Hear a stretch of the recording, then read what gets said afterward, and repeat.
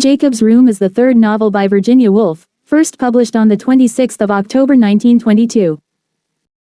Adeline Virginia Woolf née Stephen, 25 January 1882 to the 28th of March 1941, was an English writer.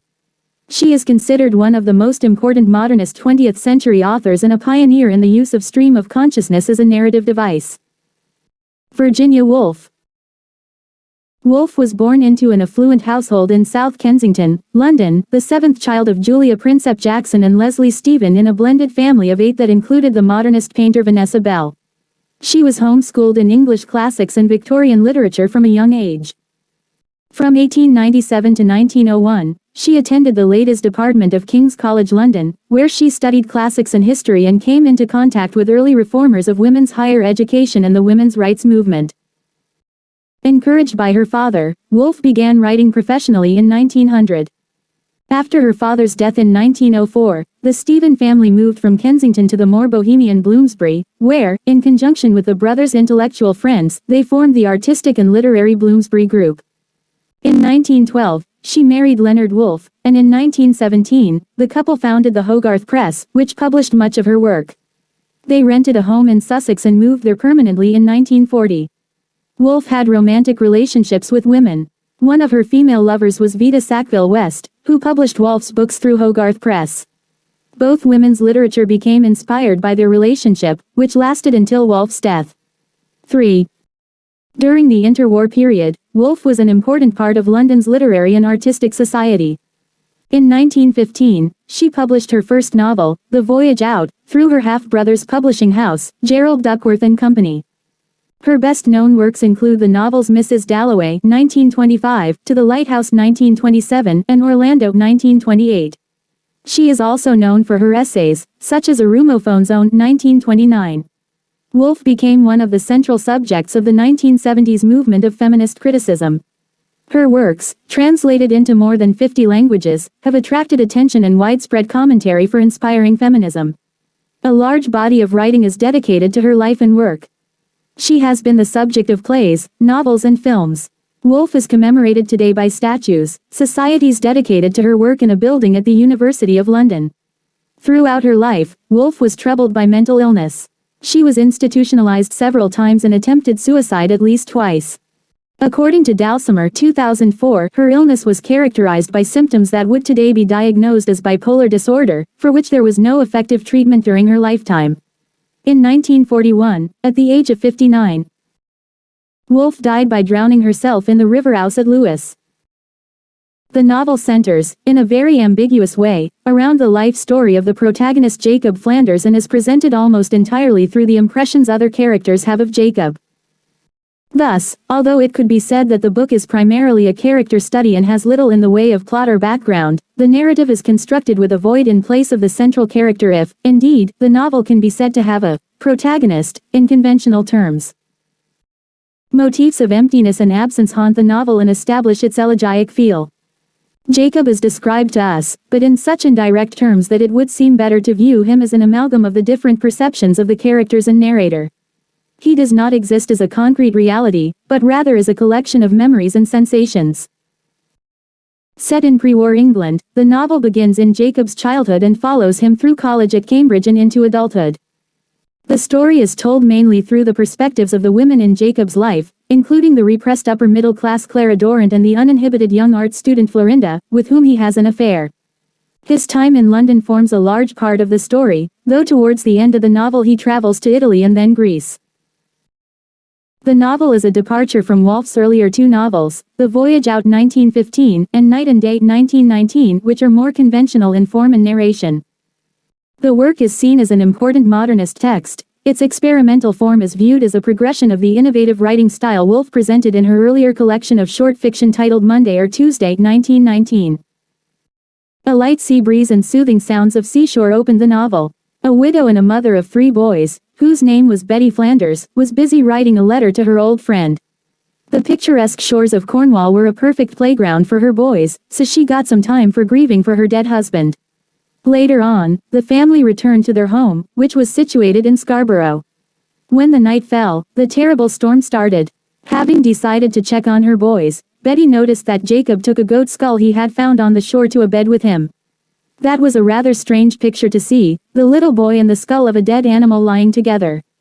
Although Betty was not a young woman and had 3 children, she had 2 suitors but never got married again.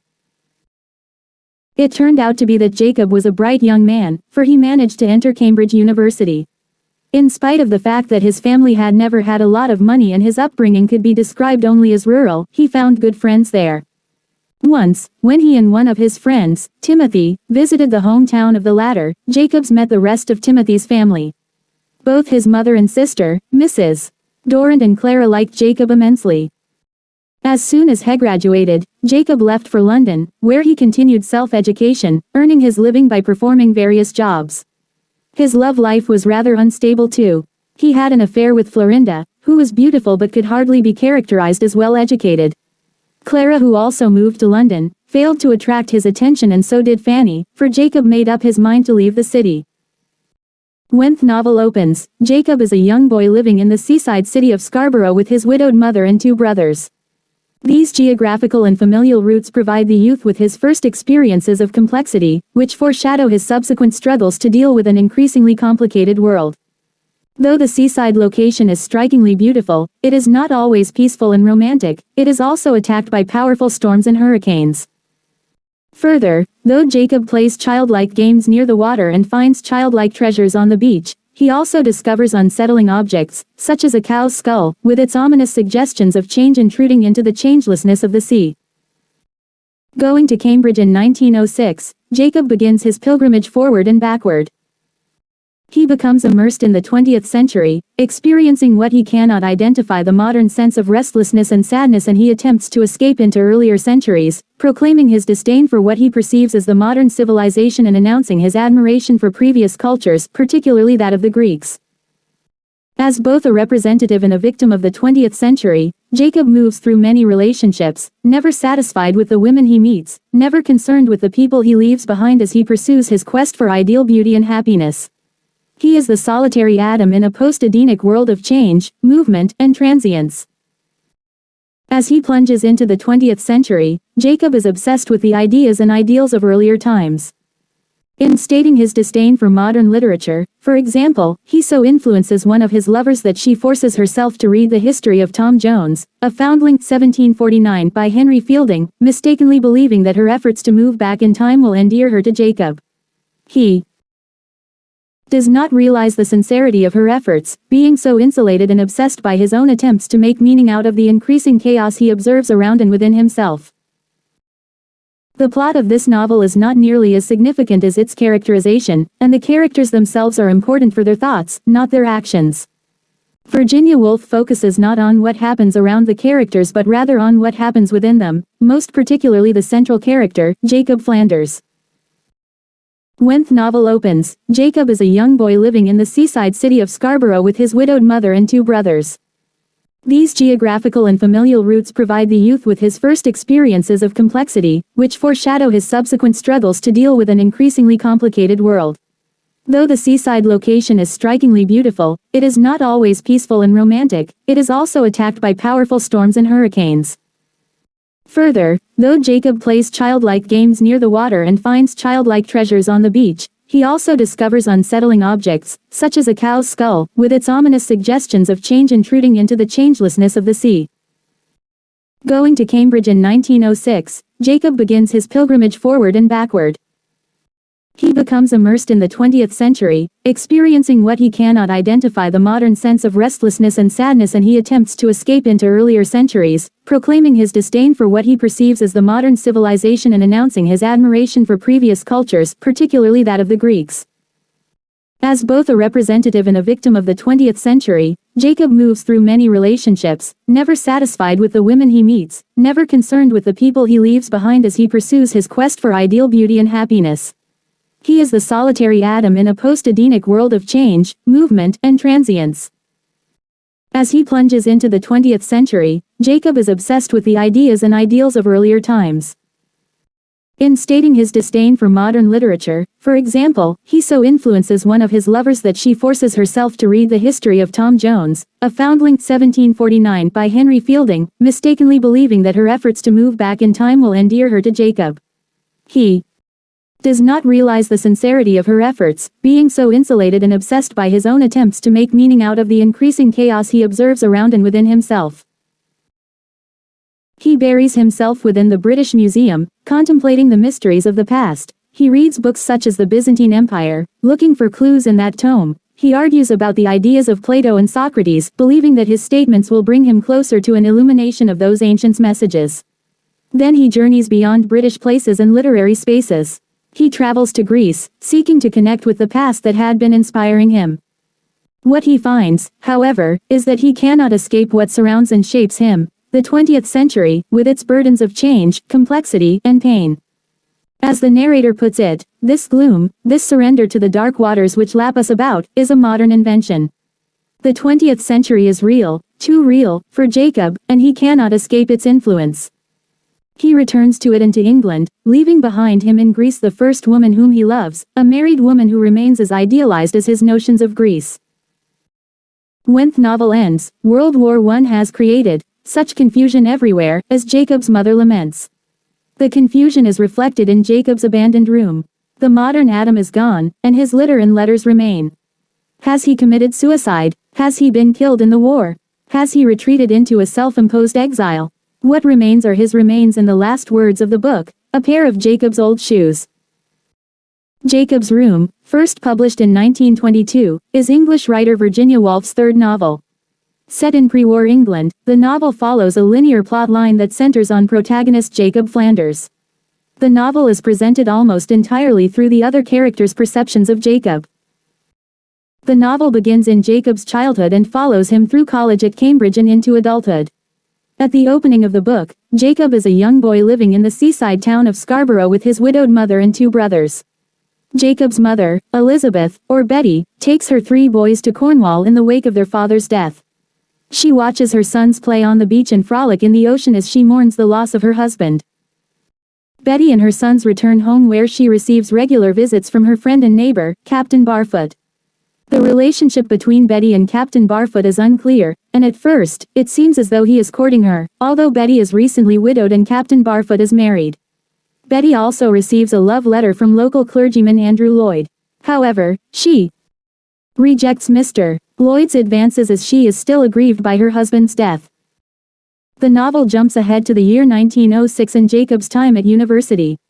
He attends the University of Cambridge, and it is the first time he is living away from his family home.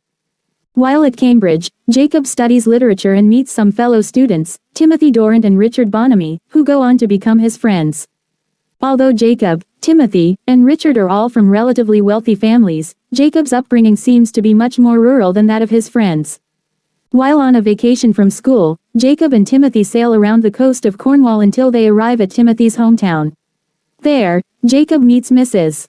Dorrant and Timothy's sister, Clara Dorrant, both of whom seem to take an immediate liking to Jacob. After Jacob graduates from Cambridge, he decides not to return to Scarborough with his family but, instead, to move to London on his own. After arriving in London, Jacob seems rather listless, declining to pursue a steady profession or form of employment, as he has no financial incentive to do so. He spends most of his time continuing his studies independently, reading, and attending events in the city. Jacob buries himself within the British Museum, contemplating the mysteries of the past. He reads books such as the Byzantine Empire, looking for clues in that tome. He considers the ideas of great philosophers such as Plato and Socrates, believing that in studying their ancient messages he will gain some kind of clarity. He soon develops a romantic relationship with Florinda, a beautiful but difficult girl. Jacob and Florinda are from different worlds, as she is uneducated and has a wild temperament. Still, something about her attracts Jacob and they become involved in a sexual relationship. Florinda is not the only woman to have Jacob in her sights, as it turns out that Clara Dorrant and a young woman Fanny Elmer find that they have also fallen in love with the young man. Clara also moved to London after completing her studies. She makes several attempts to get closer to Jacob, but to no avail. Fanny Elmer, a dancer, attempts to become closer to Jacob by reading his favorite books, but Jacob ends up leaving London after deciding to take a tour of continental Europe. Jacob sets off on his first ever trip abroad at the age of 26. He first heads to Paris, and then to Greece. Jacob is drawn to Greece as he finds that he has become quite weary of modern life and feels that this would be remedied by spending some time visiting the ancient Greek ruins. Jacob has also been spending much of his time in London studying ancient Greek literature and has become a great admirer of ancient Greek art and civilization. During his time in Greece, Jacob writes letters to his friend Richard Bonamy, proclaiming what a wonderful place it is and how much he is enjoying his visit. After much time exploring and sightseeing on his own, Jacob becomes distracted from his virtuous pursuits after meeting Sandra Wentworth Williams, a married Englishwoman who is touring Greece with her husband, Evan Williams. Jacob soon finds this distraction rather frustrating, as well as Sandra's inaccessibility. He is unaccustomed to being so attracted to a woman so far out of his reach. After extensive touring in Greece, Jacob eventually returns to London, where he speaks excitedly of his journey to his friends.